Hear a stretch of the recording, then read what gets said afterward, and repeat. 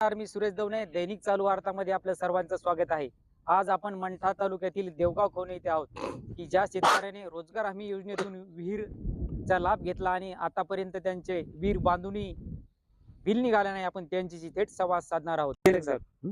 आपलं नाव आणि गाव सांगा. मी खवणे देवगावचा रहिवासी आहे आणि मी 2020-22 मध्ये रोजगार हमी योजनेमधून विहीर घेतली. आतापर्यंत त्या विहिरीचे कमीत कमी पंचायत समितीला हजारो चकरा मारून लोहकरे नावाचा एक कर्मचारी आहे, एफ म्हणून आहे पंचायत समितीमध्ये. तो त्याच्या कार्यालयीन वेळी तो कधीच पंचायत समितीमध्ये हजर राहत नाही आणि त्याच्या ना हलगर्जीपणामुळे माझ्या विहिरीचे जे पैसे आहेत ते खात्यात ट्रान्सफर झाले नाही आणि त्याला फोन लावला तर तो फोन उचलीत नाही.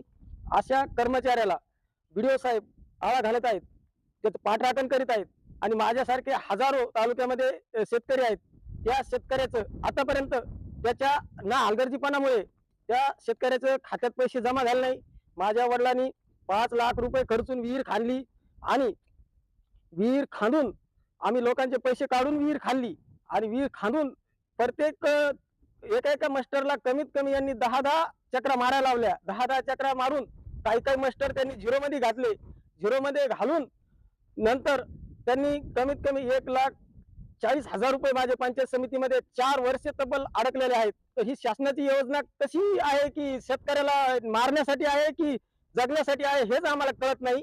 आणि आम्ही जो विठ्ठल लोकरे नावाचा जो FO आहे तो जालन्याला असून तो कधी पण एकतर हप्त्यातून 2 दिवस येतो आणि कुठल्याही शेतकऱ्याला भेटत नाही. तर असे तब्बल कमीत कमी तो 8 ते 10 7 ते 8 वर्ष झाले पंचायत समितीला कार्यरत आहे आणि पंचायत समितीमध्ये असताना बी BDO साहेब पण त्याला जॉब विचारित नाहीत की तो कुठे गेला आणि कुठल्याही शेतकऱ्याची तो फोन घेत नाही. आणि फोन जर लावला तर पंचायत समितीला या म्हणतो आणि पंचायत समितीमध्ये गेलं तर तो कुठेतरी एका दुकानामध्ये बसतो आणि त्याची ती रक्कम जी मास्टरची रक्कम आहे 100, 200, 300, 500 रुपये अशी मागणी करतो आणि त्याचाच मास्टर काढतो. बरं ठीक आहे, पैसे घेऊन बी काम करत नाही तो.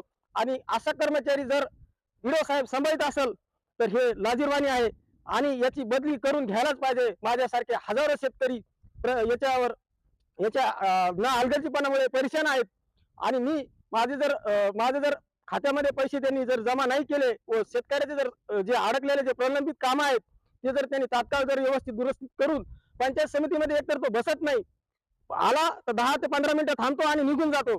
असे कमीत कमी 7 ते 8 वर्षापासून चालू आहे आणि त्याच्या ना हलगर्जीपणामुळेच हा प्रश्न निर्माण झाला शेतकऱ्यासाठी.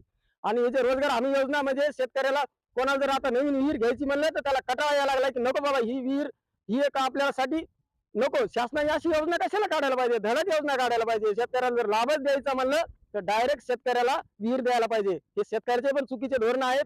एक तर शेतकऱ्याच्या लाभातून 50% पैसे या कर्मचाऱ्याला आम्हाला द्यावा लागतात आणि 50% पैसे शेतकऱ्याला हजारो लाखो चक्रा मारण्याच्या बाद शेतकऱ्याला मिळतात आणि मिळून बी त्याच्यातले अर्धे पैसे तसेच जातात. हो, काही कामाची नाही ही योजना.